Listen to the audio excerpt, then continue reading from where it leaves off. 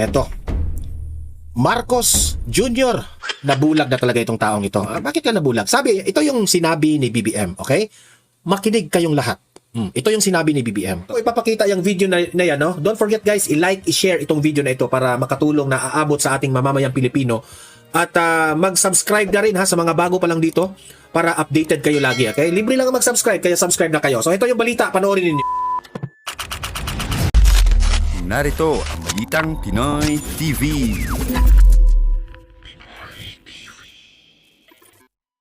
Okay, heto. Marcos Jr. o itong si BBM, no? Nabubulag na. Nabulag na itong si BBM. Bakit ba nasabi nating nabubulag na itong si BBM? Kaya pala, sira na ang kanyang trabaho. Dito sa vlog na ito, ipapaliwanag ko sa inyo bakit nabulag na itong si BBM at nasira na ang kanyang mga trabaho bilang presidente ng Pilipinas. Ipapaliwanag ko dito.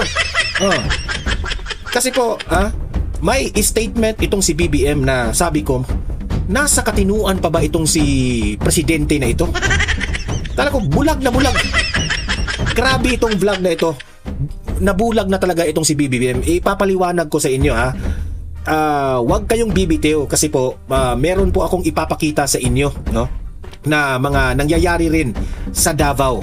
Okay? Meron po mga pangyayari sa Davao at kailangan nyo nung panuurin sa dulo kasi hindi ko pwedeng ibuhos kaagad sa intro yung mga magagandang eksena. Okay?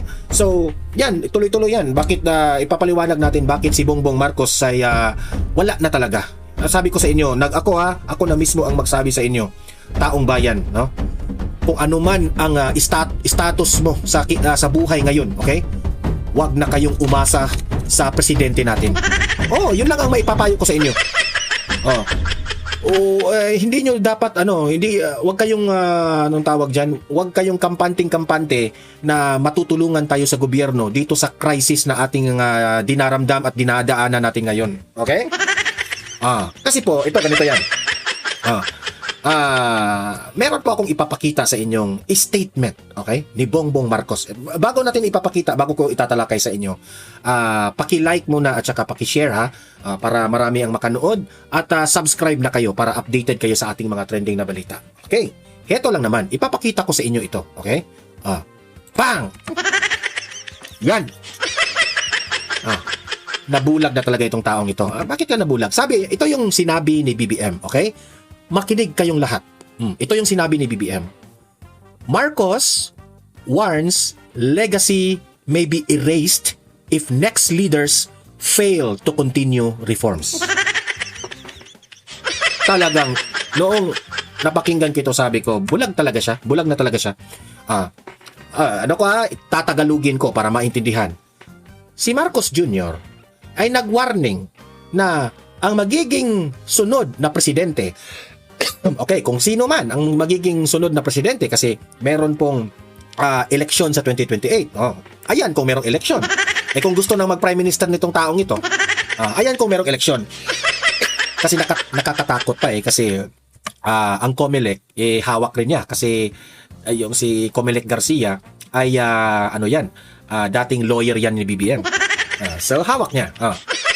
Sana naman, hindi mag-ambisyon na maging prime minister itong taong ito. Kasi kung mag-ambisyon ng prime minister, wala talagang eleksyon sa 2028. So, hoping, for the sake of argument, kung magkaroon po ng eleksyon ngayong 2028, si Bongbong Marcos ay hindi na pwedeng tumakbo ulit. Okay? So, syempre, hindi natin alam. Baka ang kanilang manok na sa mga loyalista, for sure, si Martin Romualdez. O kaya yung ambisyosong si John Vic Rimulya. Okay? So, given na sila yung magiging manok ng administrasyon. Okay? Okay. For the sake of example, si Martin Romualdez tatakbo sa 2028. Siyempre, sayang naman yung mga tupad-tupad nila, yung mga ayuda-ayuda nila, di ba? Kung hindi siya tatakbo. Kasi feeling rin itong si Martin Romualdez na alam niyang matatalo siya, siyempre tatakbo pa rin siya. Given na tatakbo itong si Martin Romualdez. At syempre, nag-announce na si VP Sara na tatakbo rin si VP Sara. Magtatakbo si VP Sara kalaban ni Martin Romualdez. Sa mga dilawan naman, ang kutob ko dyan, it's either kung magbago ang isip ni Leni Robredo, si Leni Robredo, or kung ayaw ni Leni Robredo, kasi nakita ko yung isang interview niya na ayaw niya because mag-focus muna siya sa Naga City.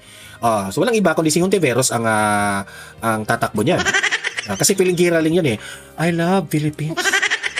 I love Philippines. Drama eh. Mahal ko ang Pilipinas. Mahal ko ang Pilipinas, Karina. Karina, mahal ko ang Pilipinas. Ganun yung mga interview, di ba? Okay. May example ako dyan mamaya. Kung given tatakbo, Martin Romualdez, BP Sara, Hontiveros, yung tatlo na mga kulay na yan. Green, si kulay green, si BP Sara, si kulay pink na si Leni Robredo, at si kulay pula na si Martin Tambaloslos. Okay. So, syempre, ang mananalo yan, alam na natin kung sino mananalo, si BP Sara. Diba? Si BP Sara ang mananalo. Kapag si BP Sara raw ang mananalo sa 2028, nagbabala si BBM. Nagbabala si BBM na kung ang presidente ng 2028 ay pumalpak, kung pumalpak raw ang magiging susunod na presidente, masisira raw ang Marcos legacy. Talaga? Sabi ko talaga, bulag talaga. Ito yung tanong. Kasi sabi mo, kung pumalpak ang magiging susunod na presidente, nagbabala siya na mai-erase raw ang Marcos legacy. Ang tanong ko sa iyo, BBM, anong legasiya mo? Anong legacy mo? Anong legacy? Yan ang pinakatanong ko. Flood control? Masisira yung legacy mo? Wala kang ngang nagawa dito sa bansang ito. You wasted 6 years. Na sana ay bumaba yung ekonomiya. Yung turismo bumaba. Anong legacy mo? Kapangagan? Anong legacy mo? Maleta? Wala kang legacy. Sa pagkakaalam ko, yung Duterte administration, ang legacy talaga, ang matatatak sa isip, build. Build. Diba? So, ang kakapal ng mukha mo, BBM, nasasabihin mo na masisira ang Marcos legacy?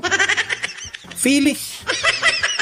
Kaya rin itong mga loyalista na ito, feel talaga nila na umasenso yung Pilipinas. Talaga? Kaya sabi ko talaga, kaya pala hindi aasenso ang Pilipinas kasi yan ang tingin niya. Ang tingin ni Bongbong Marcos, maganda na ang nagawa niya dito sa Pilipinas. Marcos legacy? Nawala kang legacy? Diba? Okay, and talking about legacy. Si former President Duterte, no question, yung legacy ni Tatay Digong. Very obvious. Ito, wala. Okay? So talking about legacy, no? Kailangan mong magpakita sa taong bayan na meron talagang nagawa ikaw.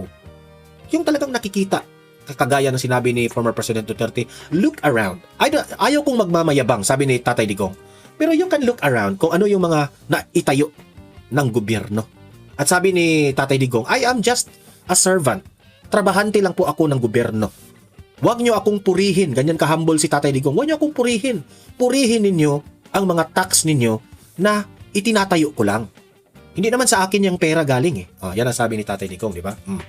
So talking about legacy, BBM, wala ka niyan, okay? Bakit ko ba nasabing wala ka niyan? Kasi plastic ka eh. Since from the start, binudol mo si BP Sara, binudol mo ang taong bayan with your promises. Yun ang katotohanan na magre-real talk tayo. If you want to be remembered, okay, by the Filipino people, you have to make legacy. In order for you to make legacy, BBM, dapat hindi ka plastic sa mga taong bayan. And talking about kaplastikan, wala ka dyan. Okay? Wala kang ganyan na talking about kaplastikan, ang dami mo niyan. Sorry mali ako. Nakamali pala ako. Si Duterte at si VP Sara pala, si Tatay Digong pala at si VP Sara, talking about kaplastikan, wala sila niyan. Kasi kung si Tatay Digong at si VP Sara, kung magagalit sila, galit talaga sila. What's on their mind, they will say it. Pero ikaw, ang dami mong bola. Bulerong-bulero ka talaga. Yan ka eh. Kaya talking about kaplastikan, ang dami mo niyan. Kaya nga sabi ko, si BBM, kaya na presidente si BBM, magaling siya. Magaling siya mambudol. Doon siya magaling, okay? Huwag kang magmamayabang na meron kang legacy, BBM. Yung legacy mo, budol. Yung legacy mo, magaling ka mangbudol. Yun. Yun. Oh. Ang legacy po ni BBM, magaling mangbudol, mang-promise na hindi nagkakatotoo, at yung flood control mo. Okay?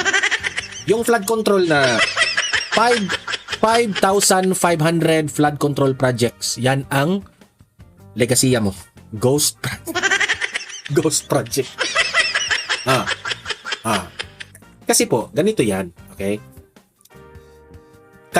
Meron akong advice sa inyo. Kayong mga politicians, meron po akong advice sa inyo.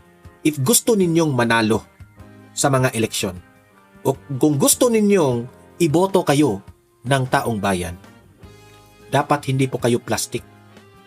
Kagaya ni Rowena Guanzon, kagaya ni VP Sara. Okay? Ang dami niyan, yung mga prangka talaga. Okay. Alam nyo ba kung bakit hindi gusto ng taong bayan itong Marcos administration? May ipapakita ko sa inyong video. Okay? Bakit ayaw ng taong bayan? Bakit ayaw ng taong bayan ang Marcos administration? Bakit ngayong 2028 hindi iboboto ang mga kaalyado ni BBM o kung sino man ang i-endorse ni BBM? Hindi iyan mananalo. Alam niyo ba kung bakit? Alam niyo ba kung bakit? Meron pa akong video na ipapakita sa inyo. Ito yung dahilan Ito yung dahilan. May kinaugnayan po ito sa pinag-uusapan nating plastic. Okay? Itong video na ito ang magpapatunay, in general, ganito po ang mga ugali ng loyalista. Ganito po ang ugali ng kaalyado ni BBM. Kaya sinusuka kayo ng taong bayan. Ipapakita ko itong video na ito. Papakita ko sa inyo. Ready na ba kayo? Ipapakita ko sa inyong video na ito.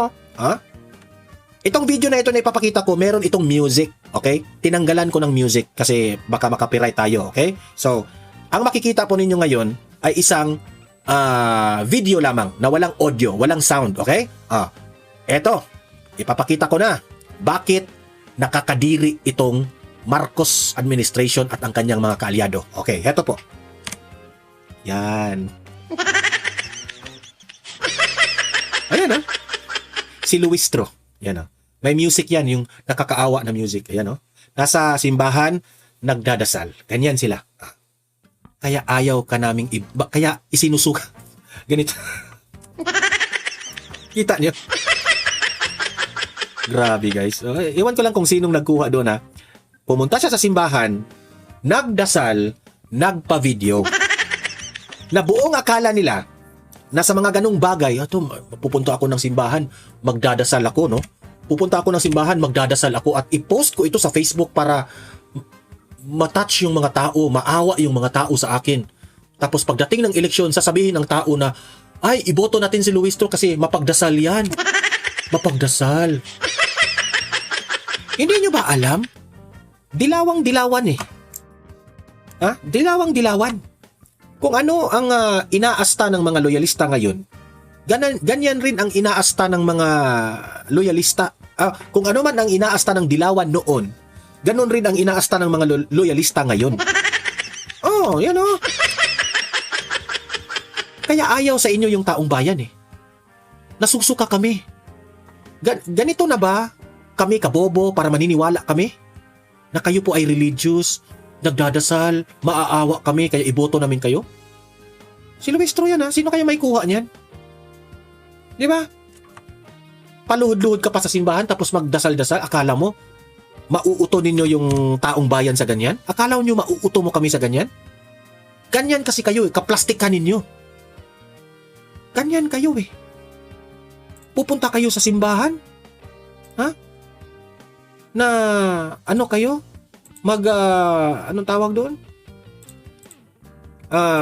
Magdadasal kayo tapos magpapa-video? Talaga? Grabe, no? Sa tingin nila maganda itong diskarte na ito. Ano kaya, Luistro, ano kayang pinagdadasal mo? Huhulaan ko huhulaan ko lang baka nagdadasal siya na Sana ma-impeach na si VP Sara. Kasi kapag, Lord, i-impeach mo na si VP Sara. Kasi kapag mai-impeach na si VP Sara, ligtas na ang mga buwaya. Ganun siguro yung pinagdadasal nila. Sana hindi mananalo si VP Sara, Lord. Parang awa nyo na. Ay, nako. Ganyan talaga ang buhay yung mga politicians, sabi ko sa inyo, I will give you an advice. Huwag kayong magpabudol sa mga diskarte ng mga politicians, okay?